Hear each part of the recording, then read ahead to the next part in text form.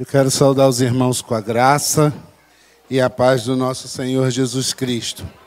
Eu já coloquei o texto para vocês já ir se adiantando, para a gente poder compartilhar. Tudo vai passar ali, tá bom?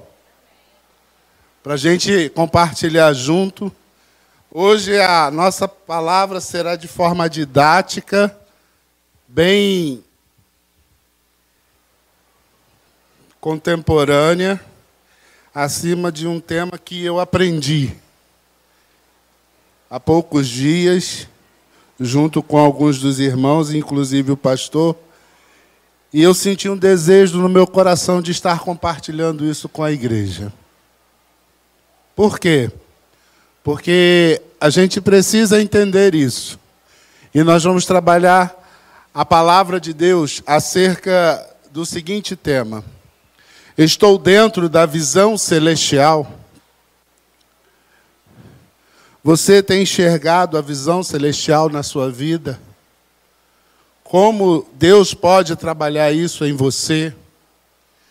Então, o texto de Atos dos Apóstolos, no capítulo 26, versículo 19, apenas o versículo 19 diz o quê? Vamos ler juntos? Pelo que, ó rei Agripa, não fui desobediente, pelo que eu, Paulo, não fui desobediente à visão celestial. Irmãos, visão celestial é aquela que Deus projetou para mim e para você. A visão celestial de Deus, ela tem um propósito para a minha e para a tua vida. Ela é direcionada a cada um de nós. Paulo, nesse momento aqui, ele estava sendo interrogado. Paulo, nesse momento aqui, estava sendo pressionado. Mas ele teve um momento em que ele pôde apresentar a sua defesa.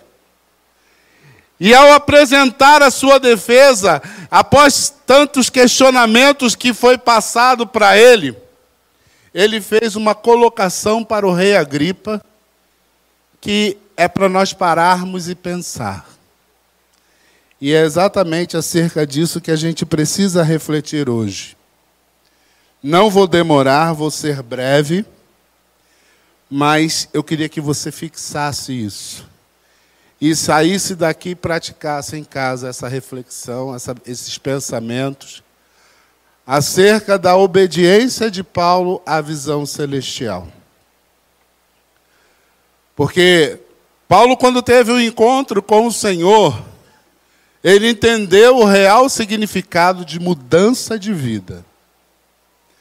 Ele entendeu o real propósito da sua mudança de vida.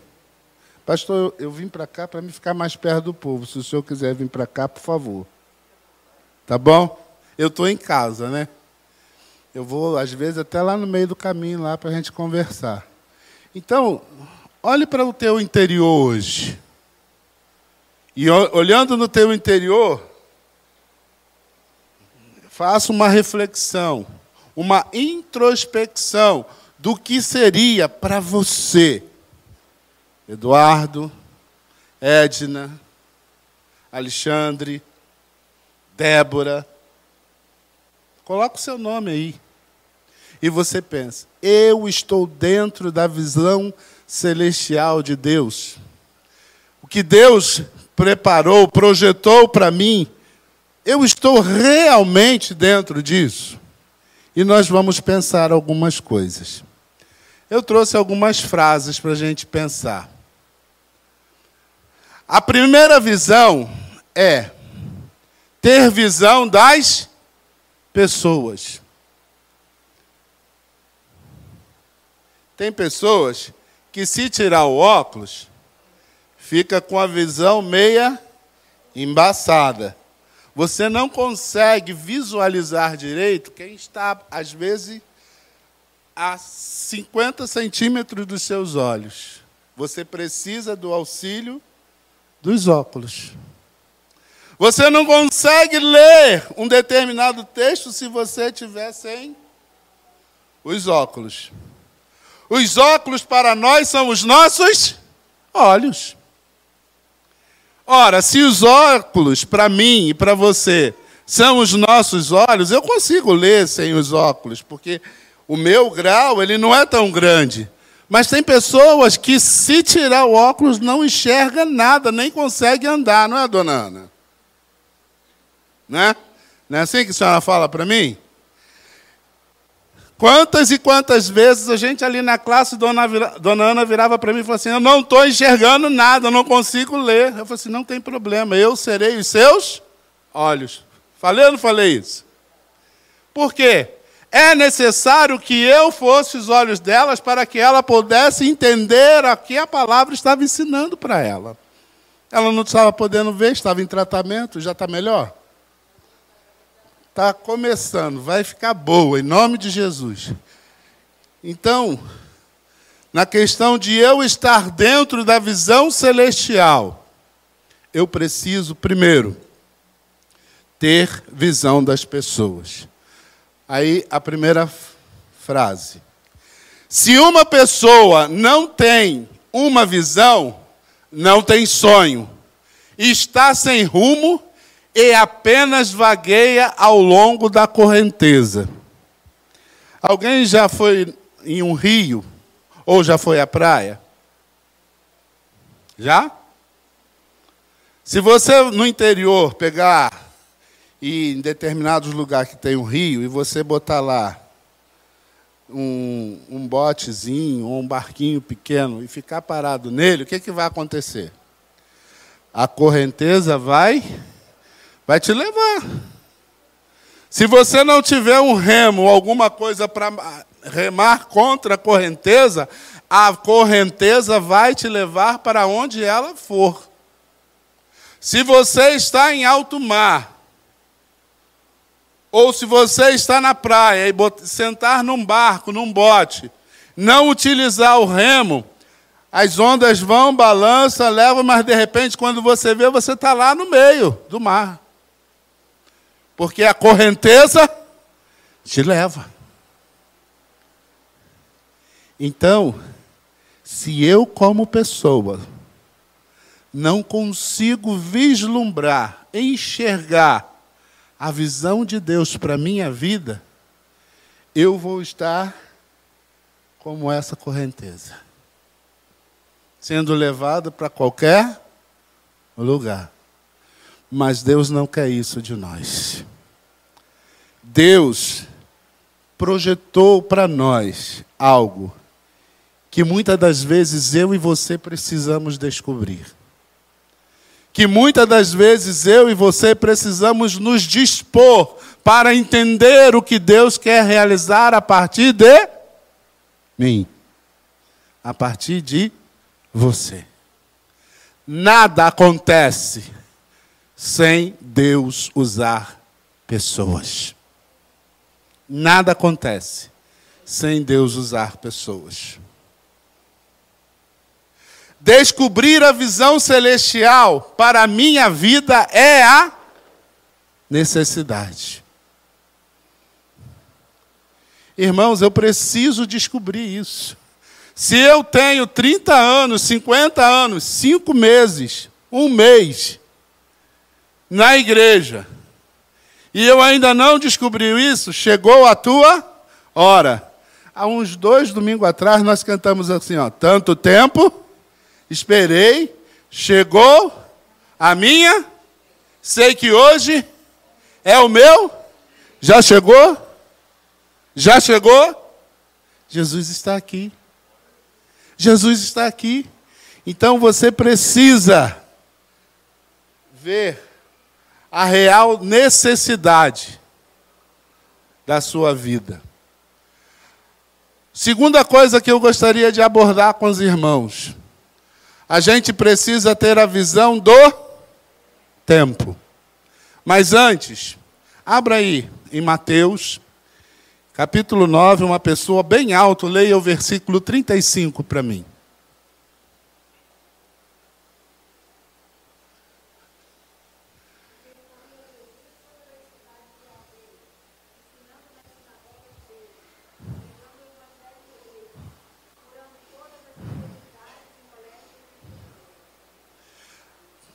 está claro uma coisa aqui para mim. A visão de Deus na pessoa de Jesus era tornar conhecido o evangelho do reino para a remissão de pecados e transformar vidas. Pode ler de novo, por favor, Edna? E percorria...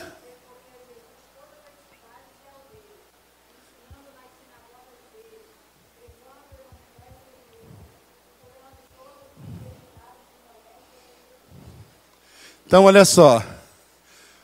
Jesus tinha a visão das pessoas, então ele ia ao encontro delas. Por isso ele percorria as cidades. Na visão do tempo, abra aí, João 4,35. Uma outra pessoa. E leia bem forte, por favor. Visão do tempo, João 4,35.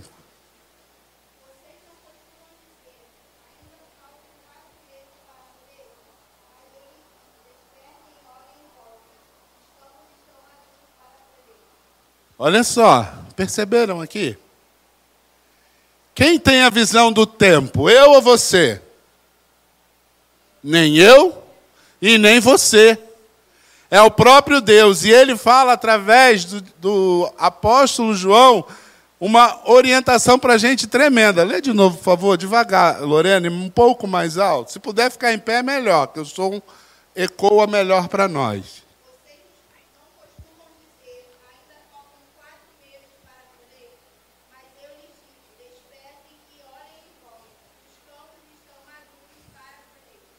Queridos, se você planta uma parreira de uva, se você planta uma mandioca, se você planta inhame, o que for, a mangueira, cada um tem o seu tempo de dar o seu fruto.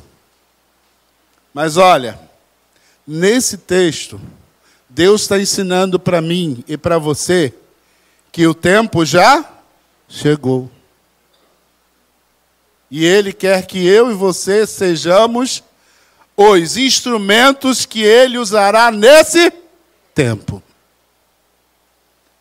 Os instrumentos que Ele, Deus, quer usar nesse tempo se chama eu e você. Não é só o. Não é só a, não. O eu tem que estar na frente. Ok? Eu falei hoje ali na minha classe. Cadê a Leila? A Leila está aqui. E eu vou usar esse exemplo aqui com vocês. Todo mundo estudou aqui português, né? Estuda matemática. E numa das coisas que a gente estava compartilhando ali na classe, e eu fiz questão de frisar bastante com a Leila, foi o seguinte. A palavra de Deus diz assim para mim e para você, que eu e você precisamos fazer o que diz lá em João 1:9, 1 João 1:7, se eu não me engano. Vamos lá no texto, rapidinho. Só para vocês entenderem o que eu quero falar.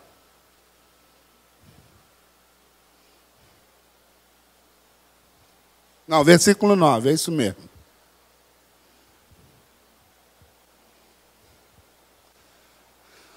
Se com os nossos, Ele é. Esse é quer dizer o quê? É o quê? Eu sou, tu és, Ele. Ele é o quê? É o quê? É um verbo. Qual a conjugação? Presente, as professoras, pum! Presente do indicativo, no ato, né? É bom isso, né? Os alunos estão assim? Nem sempre, né, Glaucia? Nem sempre. Mas olha, quando a gente conjuga o verbo na forma correta, a gente entende que isso não foi lá atrás. O tempo foi lá e ainda é hoje, porque o verbo está no presente. O verbo não mudou. Eu usei um outro texto, mas me fugiu a mente. Você lembra? Não lembra? Não? Mas eu usei a mesma conjugação. E também na classe a gente aprende um pouco de matemática. Não é?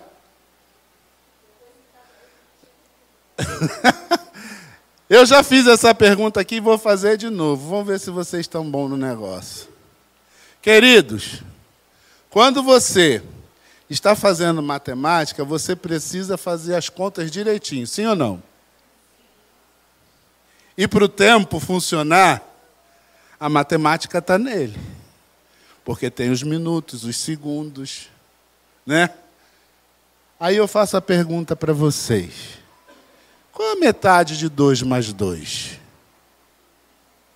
Leila não pode, Leila. Hã? É 2? E se eu provar para você que não é? Vamos lá? Quando se faz uma pergunta dessa, no meio dela está inserido um psicotécnico. E a pergunta é, qual a metade de 2? Tem um sinal de mais 2. Qual a metade de 2?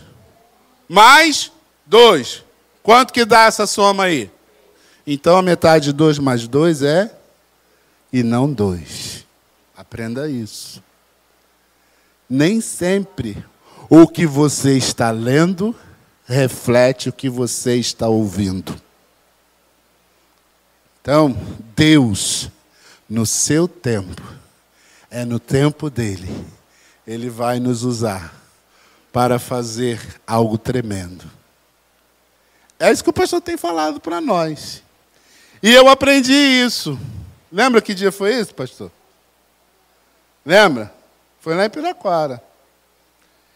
Eu anotei tudo. Lembra? Cadê o Júlio César? Não está aqui. Falei assim, Júlio César, vou anotar tudo isso aqui que o pastor está falando, vou adaptar e vou montar uma mensagem. Aí você, vai nada. Então tá bom. E eu senti de Deus naquele dia. Eu precisava compartilhar isso com vocês. Na visão do tempo, olhar para as pessoas com a perspectiva de... Não é a minha. Porque se eu olhar com a minha perspectiva, eu vou ver só defeitos. Eu não vou ver razões, motivos para alcançar essas pessoas. A perspectiva não é minha, ela é de Deus. Olhe para as pessoas como Jesus olhava. Jesus olhava para as pessoas sempre com um olhar de misericórdia, de amor, de compaixão. E é isso que ele ensinou para a gente. Ele não deixou de ensinar isso para a gente. Aí você vira para mim e fala assim... Por isso que João escreve que Jesus percorria todas as cidades e circunvizinhanças, pregando o Evangelho, fazendo curas, fazendo milagres, porque ele tinha a perspectiva de levar salvação para as pessoas. E hoje o pastor leu um texto, eu não combinei com ele, eu não falei para ele nada do que eu ia falar aqui hoje, e ele leu ali o quê? Mateus 28, 18, 19 e 20. O que que diz? A grande comissão. A grande comissão é uma missão que é dada para quem? Para nós. A missão é nossa. Então, você tem importância nessa missão. Já estou terminando. Terceira visão. Visão dos... Quando a gente fala de visão de recursos, o que é que vem na tua mente? Dinheiro. Nem sempre a visão dos recursos é dinheiro. Também é dinheiro, mas nem sempre. Olha o que Nós vamos aprender aqui. 2 Reis, capítulo 6, versículo 17, 15 a 17. Vamos lá.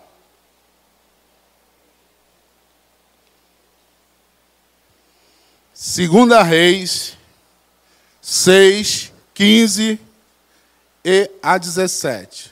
6, 15 a 17. Leia, por favor, bem alto.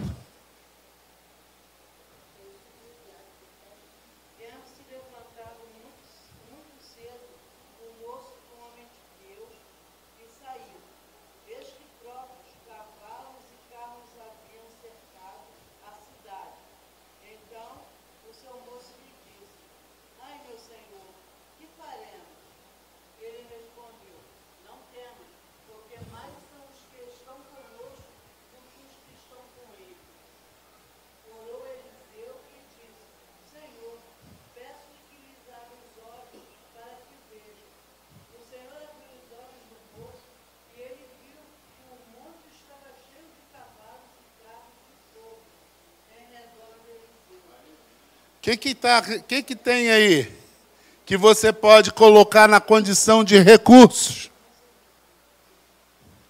Tem dinheiro? Não. Tem? Pessoas. É pessoas. Não é nada mais do que pessoas. Você talvez pode estar indagando assim: nós somos muito poucos. Poucos para fazer tanta coisa. Mas eu quero te dizer umas coisas que talvez vai te chocar agora. O pastor já falou isso aqui, eu gravei, marcou. Né? O pastor Paulo falava isso. E às vezes você não guardou isso. E eu quero trazer à nossa memória agora. Quem não ora, não? Quem é esse homem que está aqui, que orou? Que falou com o seu senhor, Eliseu? Eliseu era o profeta. Quem era o homem de Eliseu? O seu servo. Geazi. Geazi estava com Eliseu para esta batalha. Só que ele não estava vendo nada. Ele só estava vendo o exército. Mas ele não estava vendo o que Deus poderia fazer a partir deles contra esse exército. Por isso, lá no início, quando Paulo se apresenta diante do rei Agripa, e ele fala que ele se permaneceu obediente à visão de celestial. Ele se colocou diante de Deus para a missão que ele foi chamado quando ele se encontrou com o Senhor no caminho de Damasco, e a visão celestial foi clara para ele. Jesus se manifestou para ele. E agora, Eliseu, isso aconteceu há muitos anos, ele mostra para o seu servo: quem não ora, não. E a gente precisa orar mais. A gente está orando pouco. A gente está orando muito pouco.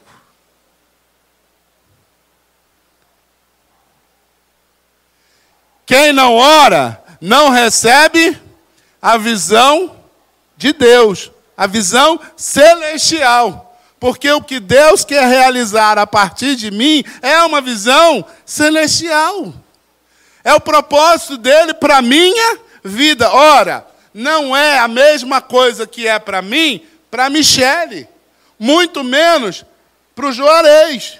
Cada um tem uma missão. Cada um tem um propósito para Deus cumprir. Mas Deus junta todos esses e realiza todos os seus propósitos. Por isso nós fazemos parte de um corpo.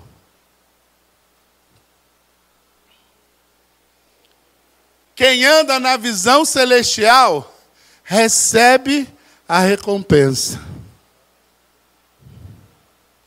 Irmãos, se você está no centro da vontade de Deus, da visão que Deus tem para você, a tua recompensa ela é certa.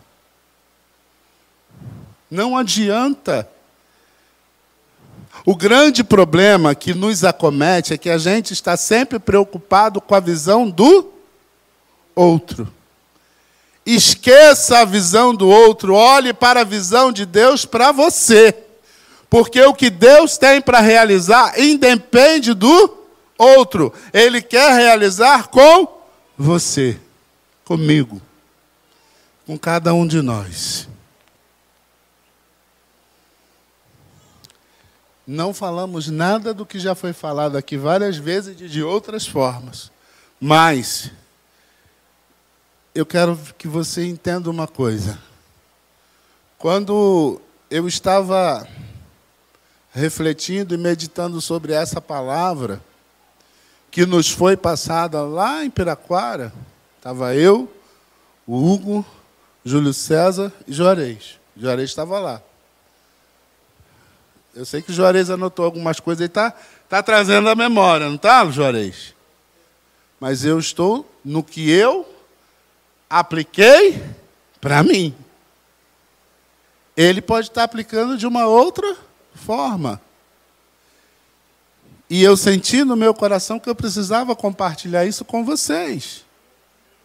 Porque Deus tem algo para mim e para vocês. Nós fazemos parte do mesmo corpo.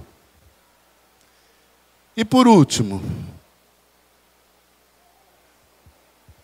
a visão da realidade. Qual é a nossa realidade? A minha realidade não é a mesma realidade de Piraquara, de Bangu, de Copacabana. A minha realidade é Centenário. Eu tenho que visualizar a visão celestial dentro da minha realidade. E ver o que Deus pode fazer a partir da minha realidade. Vamos ver o que Deus pode fazer? Abre aí a tua Bíblia. Neemias, capítulo 2, versículo 12 e depois o versículo 17. Você já conhece essa história, você já conhece o que tem aí, mas vamos aplicar alguma lição para a gente aqui. Pode ler. Pode ler. 12 e 17.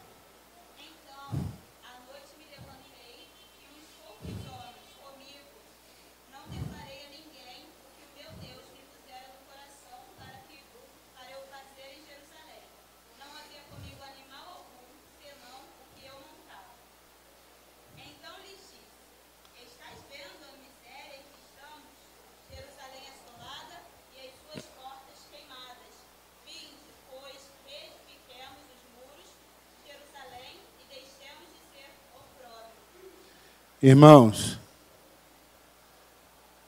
que é a realidade que você vê para a tua igreja hoje? A gente vive aí nos corredores pensando, nossa, a igreja está vazia, a igreja está, ó dia, ó céu, ó azar. Lembra dela? Lembra? Né? Neemias não fez isso. Neemias, quando recebeu a mensagem de que Jerusalém estava destruída, primeira coisa que ele fez, ele foi,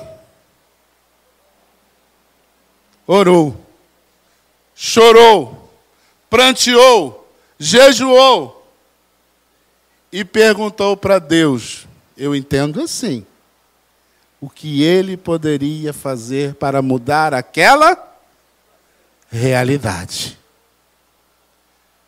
A realidade de Jerusalém era que Jerusalém estava destruída. Os muros que era a fortaleza das cidades, para que a cidade fosse reconstruída, a primeira coisa a se reconstruir teria que ser os muros. Querido, querida, Os muros da tua fortaleza precisam ser reconstruídos. A tua fortaleza é a tua vida.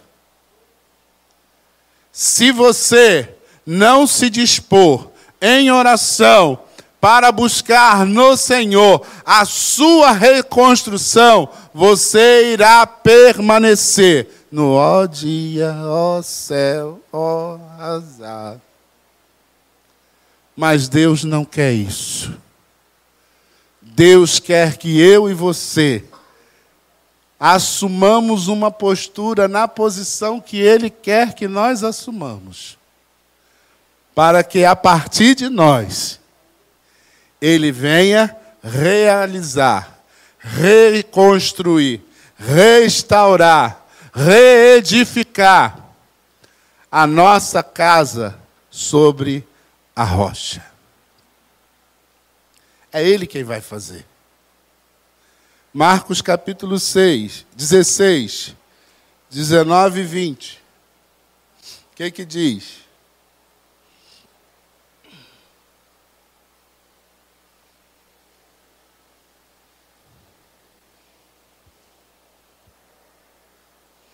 Falei pra caramba já, né? Vocês já estão cansados. Já estou acabando. Marcos 16, 19 e 20. Pode ler, Michele. 16, 19 e 20.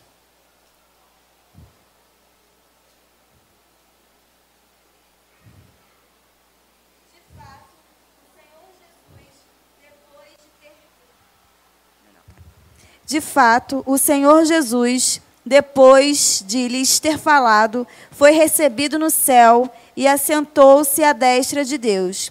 E eles, tendo partido, pregaram em toda parte, cooperando com eles o Senhor e confirmando a palavra por meio de sinais que se seguiam.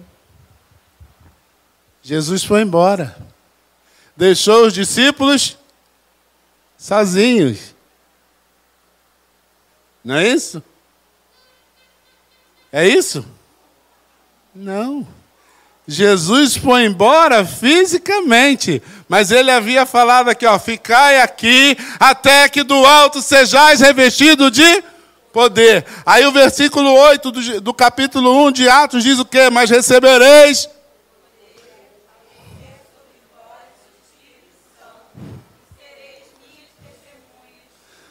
tanto em e até os confins da terra. Então, olha só. Acredita. O Senhor está contigo. Josué 1, 9 diz assim: não te mandei eu, ser forte e corajoso. Não temas e nem te espantes, porque o Senhor teu Deus é contigo por onde quer. Não é só aqui. É onde quer que andares. Use o que tens para o trabalho. O que Deus te deu, use. Independente de que você ache que está certo ou errado. Usa. Pede a Deus que para te usar. Leve pessoas a se dispor o trabalho. Se você tem a condição de fazer com que outros te sigam, leve essas pessoas a fazer o trabalho com você. Porque você pode ser um formador de opinião, um formador de transformação de vidas. E essas pessoas seguirão a Jesus, porque você é um seguidor de Jesus.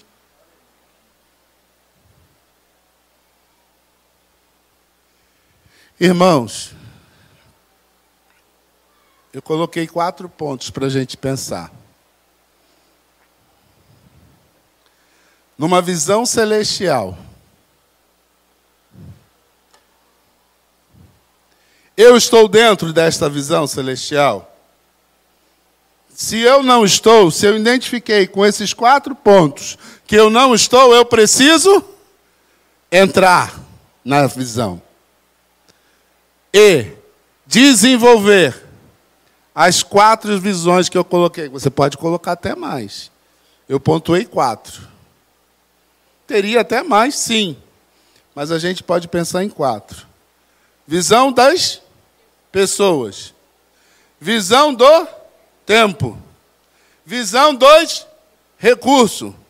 E visão da nossa realidade. O que Deus pode usar você? No que Deus pode usar você? Não responda para mim. Responda para Deus. E se você identificou, não saia daqui hoje sem fazer com que o Senhor te use, permitindo que Ele te use. Porque é a partir de você que esses bancos vão encher. Eu não posso esperar pelo outro. A missão é individualizada. Mas quando nós estamos juntos, nós somos mais fortes. Juntos nós somos mais fortes. Às vezes a tua deficiência vai depender do meu abraço. Basta apenas um abraço e você se enche de gás. A gente fala, tem um cântico que diz assim: quero ser como criança.